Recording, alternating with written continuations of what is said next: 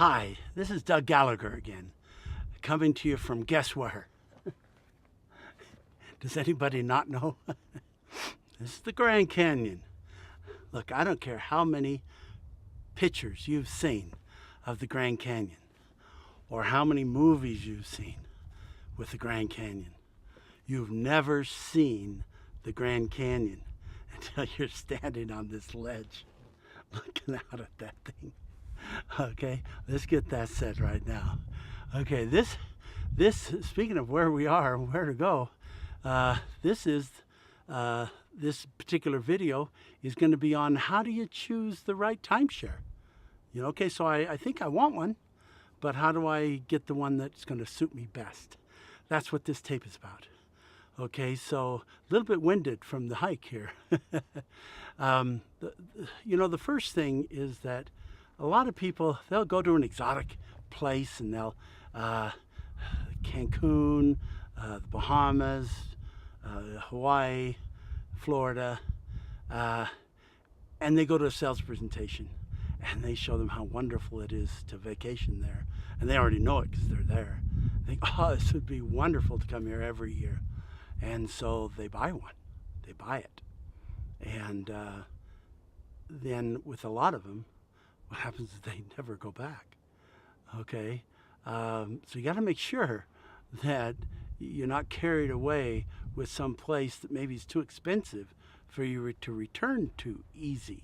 That's one aspect you need to look at. Now, I have a friend that, a guy that I work with, and I rented him a timeshare and in Hawaii because he goes to Hawaii every year. He has a timeshare in Hawaii, goes there every year, but I helped him get a second one so that some company could come. And so for him, Hawaii was the right one. That wonderful place was right because he goes there. But you need to make sure that you're going to go there or don't get that one. Another way is getting something that's at a good, fun place, somewhere closer to where you're at, somewhere that would be a good vacation spot to go to, but not so far. My first one was 2.5 hours away in Ventura, California, right on the marina. We had a great time. And because it was only 2.5 hours away, and on some other tapes, we talk about some ways you can go to your timeshare if you have a week-based floating timeshare. Extra. You pay a low rental at the last minute, and you can save a lot of money and go to your favorite spot. We went every month from January to June. We went one weekend a month, had a great time. So that's one of the other things.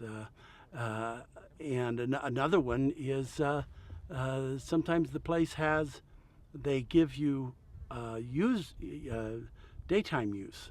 So you don't, if you live close to it and you just want to go swimming there. I had a guy who got one from me from in New Mexico, Santa Fe, New Mexico, and he only lived blocks from the timeshare. And he traded it every year. He never went there for his week. Traded it and got 2 weeks and went other places in the world. But the reason he got it was because he loved the gym and the swimming pool. So he bought that because he could use the gym every day and he could go swimming every day. And that's why he bought the timeshare. And it was reasonably priced as far as the annual maintenance fee. So that's another reason there. The other thing is the maintenance fees. That's an important one. As you watch all these videos, you'll find ways where there's so many other ways you can go on your vacation other than using your week. I have like 4 or 5 timeshares that I never go there, and I own them. I own them every year, but I never go there. I trade them every week, every year, because they're very inexpensive. If you get a timeshare below $500, and they're rare, you gotta hunt them down. And you want to make sure that they're red or that they are not a small hotel, that they're, the size you need, a 1 bedroom, 2 bedroom, or whatever size you need. Um, but as long as that is the case, then I just trade them every year. I just trade them.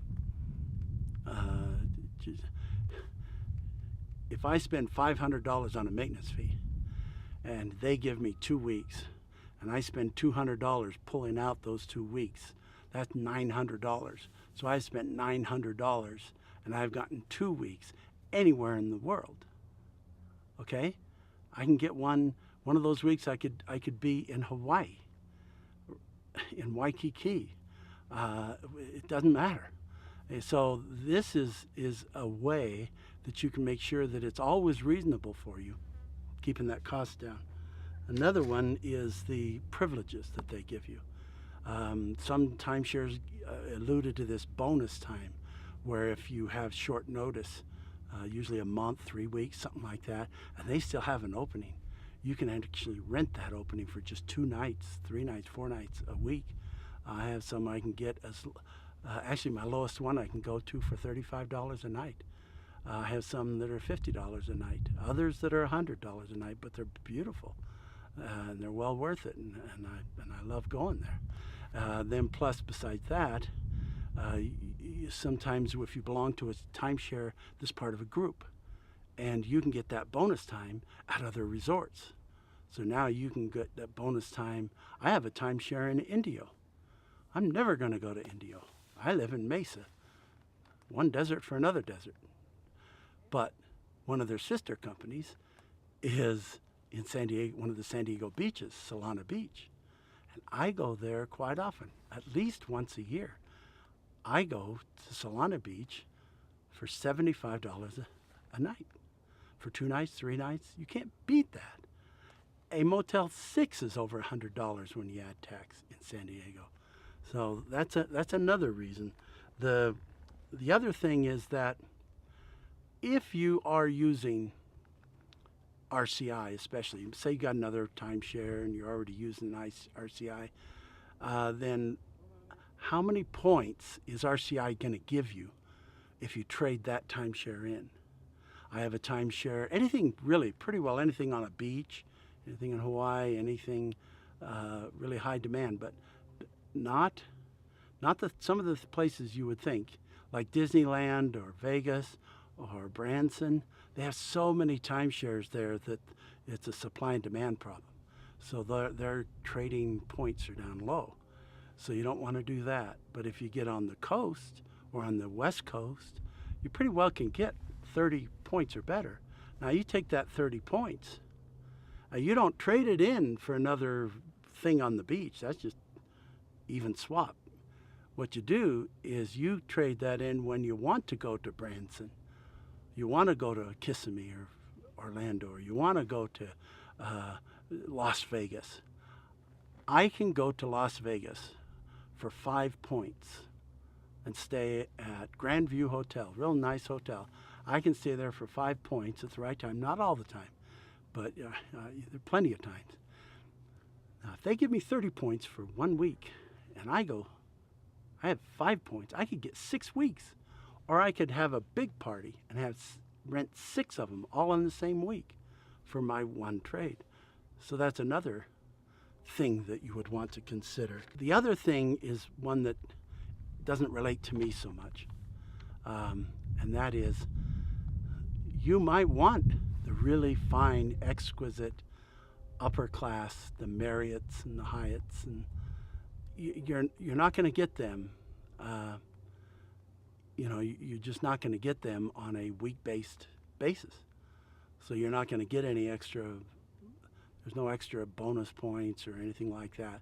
You use your weeks till they're gone, and that's it, unless you buy other weeks.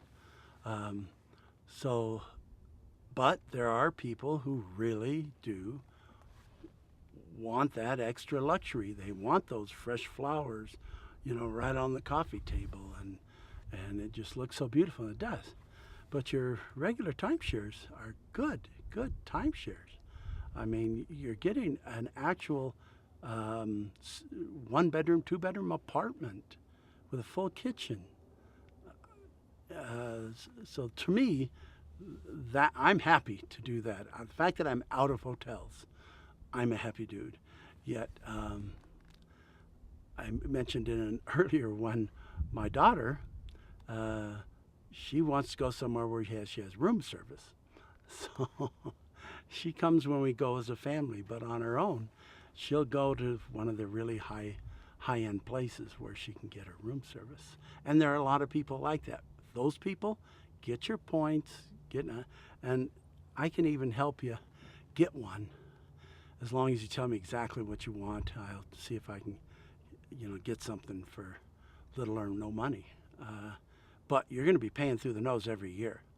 It's going to be $1,100, $1,500, $2,000 a year maintenance fee. So just keep that in mind. So with that, this is Doug Gallagher signing off and hopefully not dropping off. My wife made me promise not to drop off the Grand Canyon. So I'll try and obey that. So thanks a lot. See you next time.